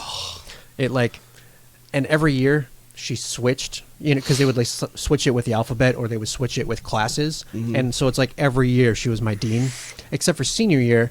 But I already had a relationship with her. So you just went to her every time? So, I would just go to her. So it's like when you have a favorite aunt. Yeah. The first instance I saw her, it was freshman year in one of my English classes. And we were doing something on the chalkboard. Like, he was taking students, and we were doing something with, like, sentence structures or something. It was Mr. Ray. Don't know. Whatever. You don't have to. It's not vital to the story. I'm just curious. Anyway, on the board was a 3-word sentence. It said, I fell hard. I fell hard. And so I went at, I fell hard, period. Okay. And I don't remember what we were doing exactly. But he was asking for volunteers. And so, like, I go up instantly. Like, it's like I was waiting for this moment for a good laugh. And I go up, and I had to do something. I wish I could remember exactly what it was, but I put a horizontal line over the second L. and it read, I felt hard. I see you just, like, doing that line and doing, like, your tuck shoulder giggle. Like, oh, yeah. So I did my laugh. It was like my Elmo laugh. And then, like, the whole room just bursted out because we were freshmen. Oh. And, like, I got insta-referraled. It was like, he sent me to the hallway, so I sat, like, freaking Indian style in the hallway right outside the door, and then he came out, handed me a slip, and I had to go see the dean. And that started our relationship, our 4-year relationship. My English teacher Oh God, I think I only ever had Darwin. Did you ever have her? I never had her, but I've heard the stories. I think I only had That's her. a good idea. A class on court procedures. Yeah, most of us go to court at some point or another. I mean, you don't have to. Yeah. There's some people that don't have to go, but I've never been in court. yeah, I'm getting personally. to the locker story.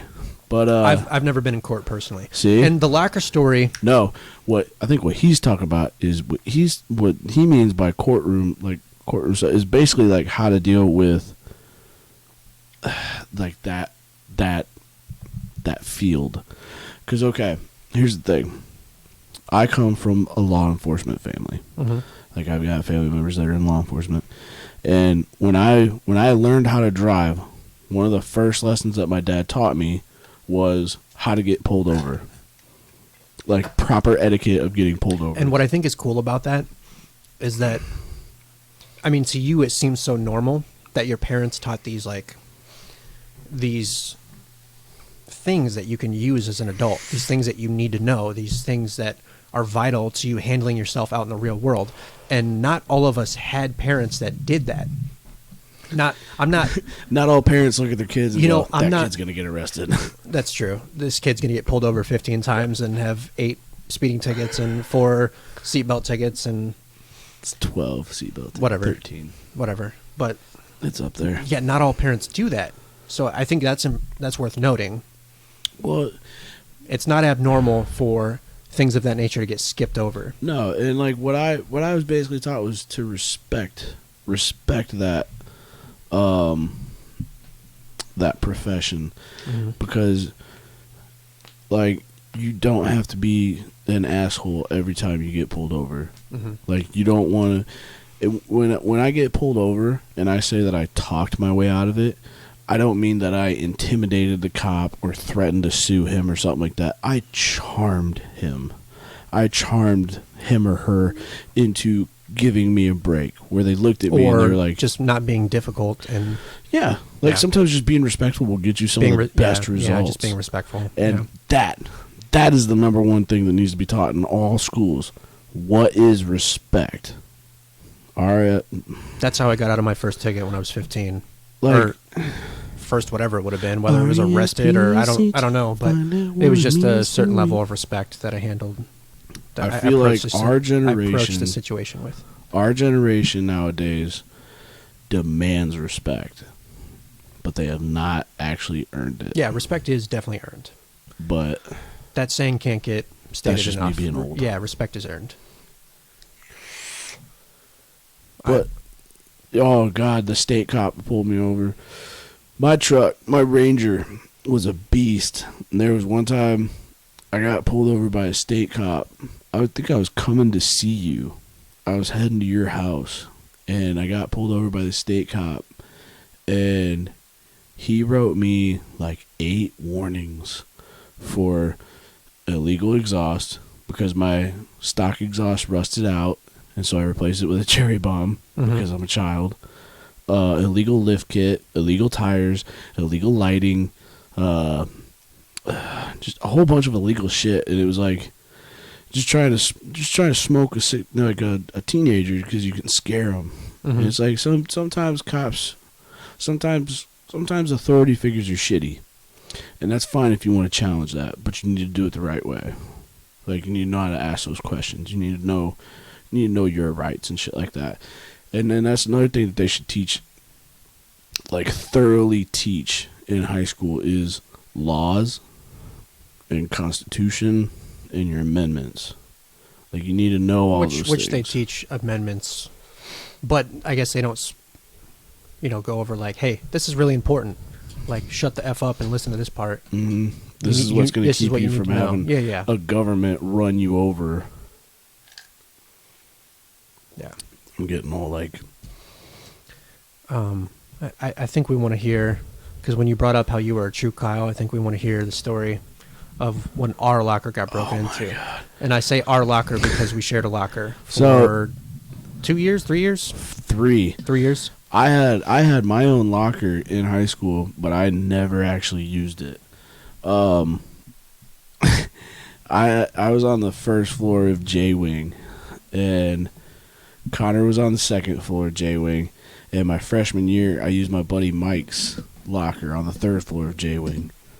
And so when I was My using locker was Mike's, perfect. It was perfect. It was in the perfect spot. It was everywhere you want it to be. Yeah. And mine, it was the same spot, just lower, but it just wasn't good enough. Mine wasn't like central, but it was like low traffic, like the lowest traffic. Mine was, and it was right across from Riser's being second floor. It was like centrally located anywhere you wanted to go. Yep. Almost. But so, I used his locker quite a bit, and senior year, man, that's all I rocked was Monster hats, and I would brag about getting a new Monster hat. I was so pumped, like, yo, check out this. It's got a Fox logo on it, and it's got Ken Block's number 43. Oh, Monster. So You dumb. love that hat. I love that hat. So one day I'm getting ready to. We also rigged our locker though too, because there was a little trick. It was older locks where you could Just gotta move it. set one it spot. forward 10 numbers, and then you could just set it back and then lift It the would locker. like catch too. It would Yeah. catch, so you could just. Honestly, even after high school, I would have nightmares of you being like, "Dude, the locker's locked," and I'm like, "Shit, I don't know if I Don't know remember the it. combination." I don't know the combination." So I would have nightmares like 5 years after high school, even. I have a locker at work that I use maybe once a year, and I have that same fear of like, oh shit, Yeah. like there's something important in here, and I'm not going to be able to get in. I it. just wanted to add that, but I still remember it somehow. But anyway, yeah, you can continue. so I'm getting ready to leave to go to my second school, and I go and I open up the locker, and my hat's gone, and I was like, dude, somebody stole my hat, and I was immediately mad. Right. And I went to find Connor. I don't even know how I knew where you were. How did you know where I was? I don't know. Like, your timing could never have been better. Like, that was a school of, we're talking like 2,000 to 2,500 kids. Like, it's a big ass school. It was a big school. You had like multiple floors, multiple classrooms. It's a big ass school with a bunch of kids, and you somehow came across me in one of the classrooms. I think it was like I was angrily trying to make my way to like the dean's office or my counselor's office. It was like a sixth sense. But as I was walking by, I saw Connor in this classroom. I'm in class, and not only am I just in class, I'm full ass giving a presentation in front of the class. He's in speech class. It wasn't speech. It was some English class, and I'm giving a full on presentation with other people in front of the class.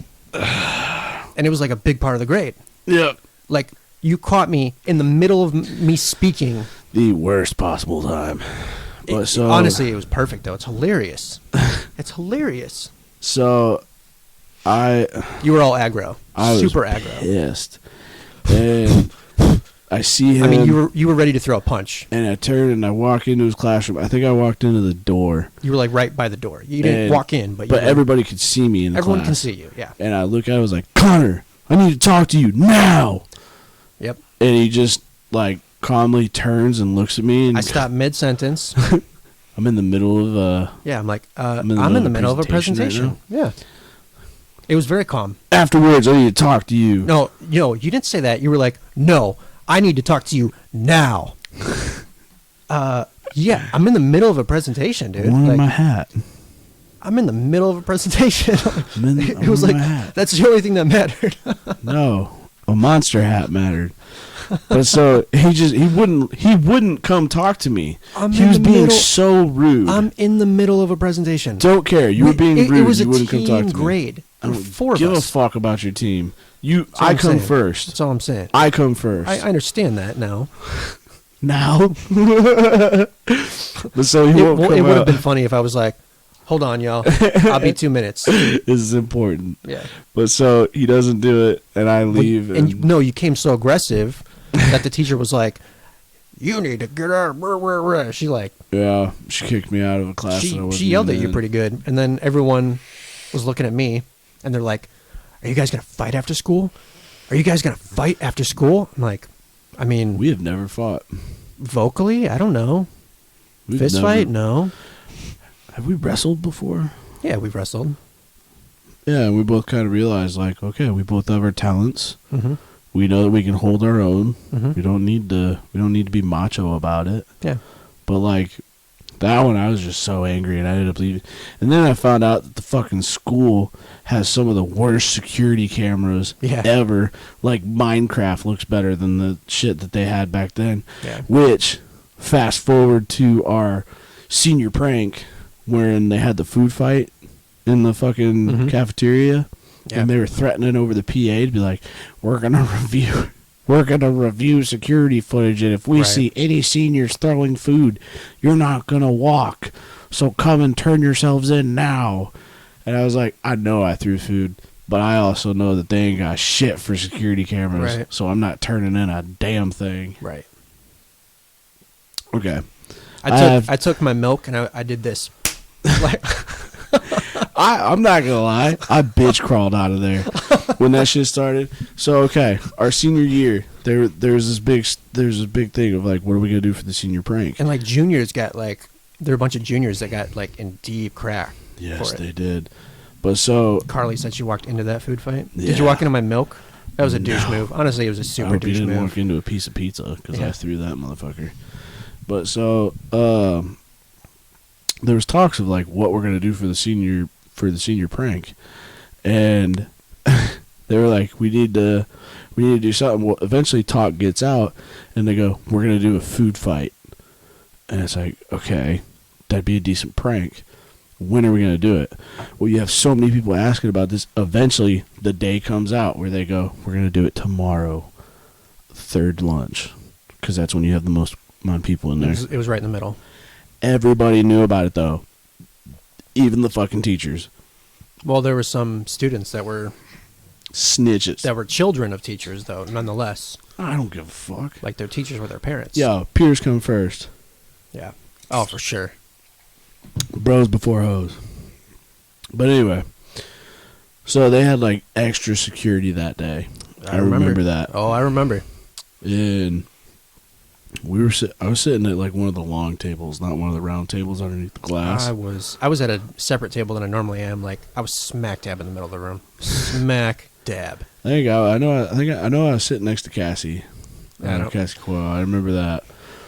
But I remember I'm watching like towards one of the entrances, and we're all just kind of looking around like, how do you start a food fight? Who's going to throw it first? Who's going to throw it first? Legit question. How do you start a food Yeah. fight? Do you stand up, go, food fight, and just start throwing shit? Like, is it a group effort? Like, is one person ready to do it?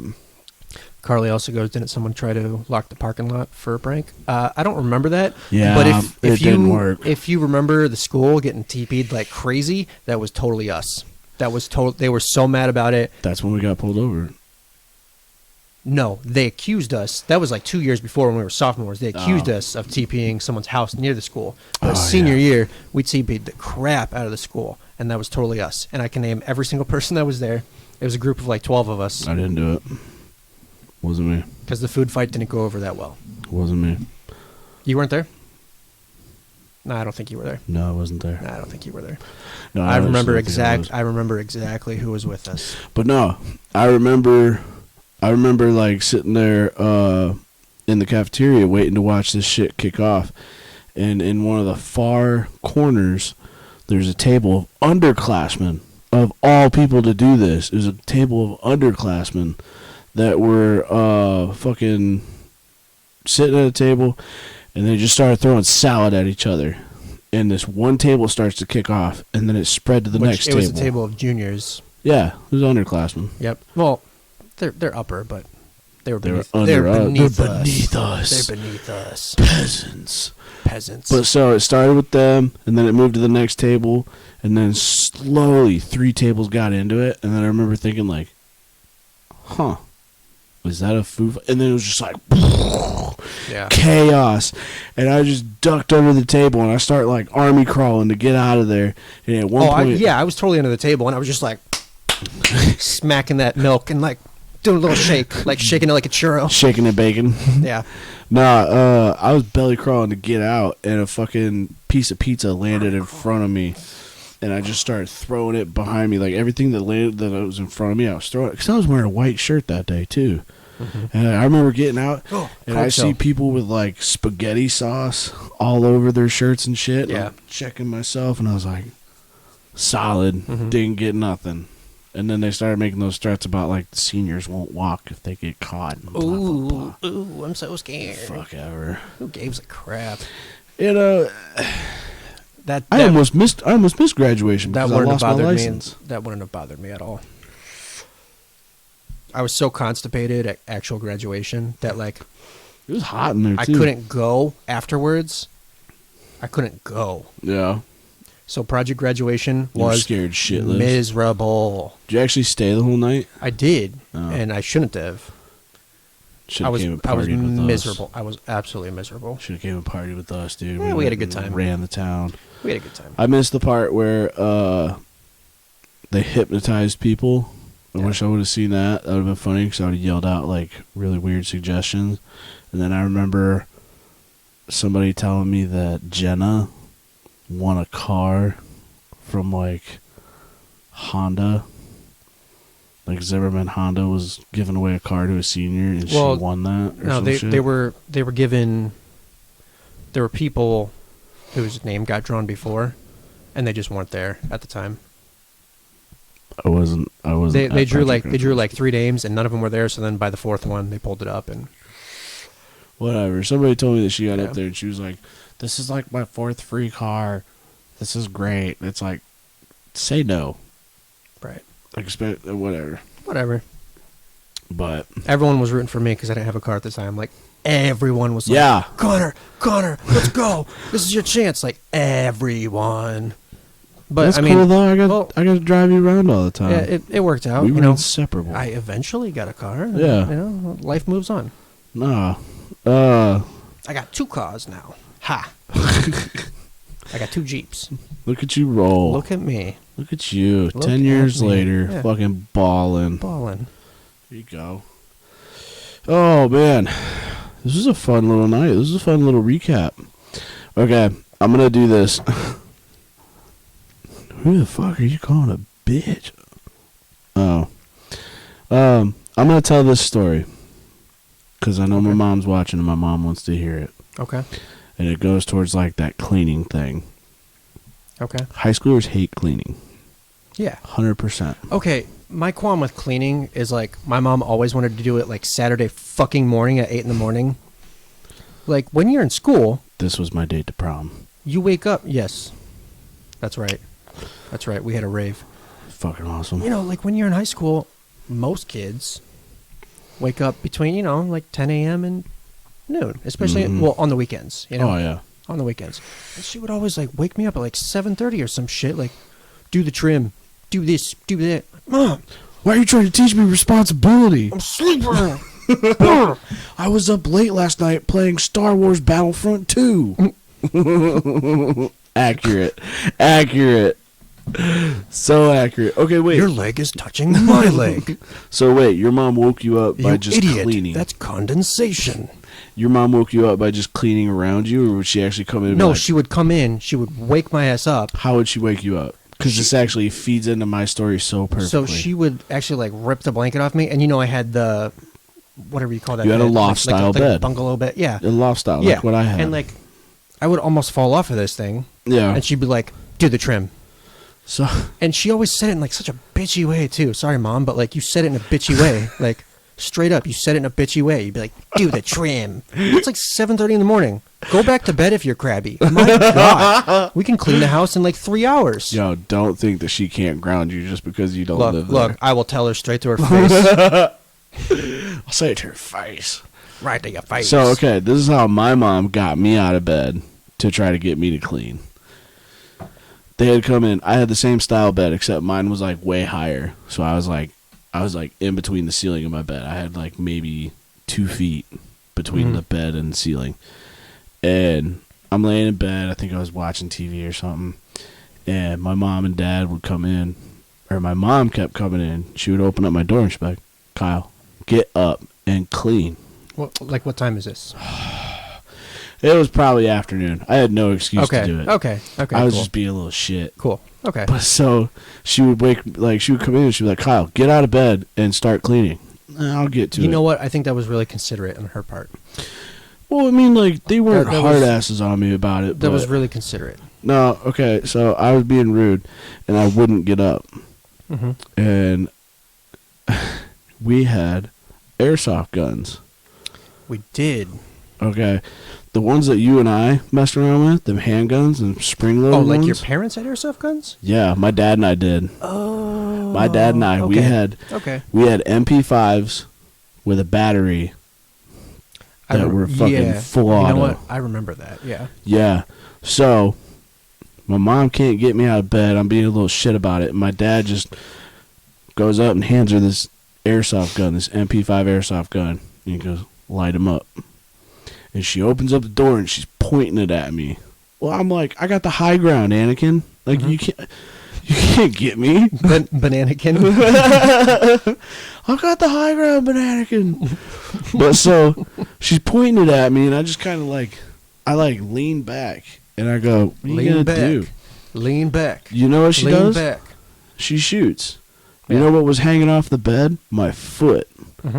Okay. From, like, if this is the tip, like, this is the barrel of the gun, and that's my foot. That's how far she was. Okay. She doesn't hit, like, the base of my foot or anything like that. She wings my pinky toe. Mm-hmm. And acted like she knew what she was doing. Because she fucking fires it, hits my pinky toe. I'm, oh my God. She's like, yeah, you better get up. I'm going to get you again. I was like, oh, put the gun down, Mom. I could have called a hotline. I could have called a hotline so fast. My mom's got a gun. Shelly's got a gun. Yeah, that was my parents' style. Fuck, they'll just fucking shoot you. You know, since airsoft guns, since that topic got brought up, I want to report you and really call you out right here. When we bought those pistols, Do I owe you money? do you remember this? Do I owe you money? What happened?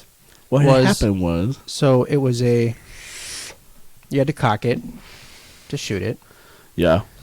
and you go, I wonder if I can cock two at once. And you just cock, and I'm right there, point blank, without saying anything. One fluid motion. I wonder if I can cock two at once. Boom, boom, bop, and you shot me right in the forearm. Like, fluid motion. Bing, bing, boom. Didn't And it like embed into your skin? did shoot two at once. Yeah, I shot two at once. And it didn't feel good. Dude, that was Christian's fault because he wasn't nearby for me to get him. Like whenever we learned a new submission move on YouTube. Mm-hmm. And it would just be like, ooh, what's a banana split? Christian! Yeah. What are you guys doing? Bam! Put him in a banana split and then he starts crying. Yeah. Or the Peruvian necktie. Mm-hmm. If you ever meet Christian, ask him about the Peruvian necktie. He will hyperventilate. Well, he's really claustrophobic too. He doesn't like He tight is now. spaces. Yeah. Well, he was before that too. Oh, man. No, it was Christian's fault. It was Christian's fault because he wasn't around. Otherwise, I probably would have shot him because I didn't have a little brother. And I don't know. He was my little brother too. Like, Yeah. I feel like I helped raise him with you. Like, we helped teach him some shit. Yeah. Our fucking Nerf battles there were insane. Mm-hmm. Maybe that's what we could talk about next week. Some Nerf stories. Do you still have Nerf guns? I gave him away. I've got 3 of them. Yeah, I gave him away. I have multiples and I don't care. Gave him away to little kids that will use them more than I was. Nope. I'm still gonna have them. Because I'm like adult as fuck. Well, legally.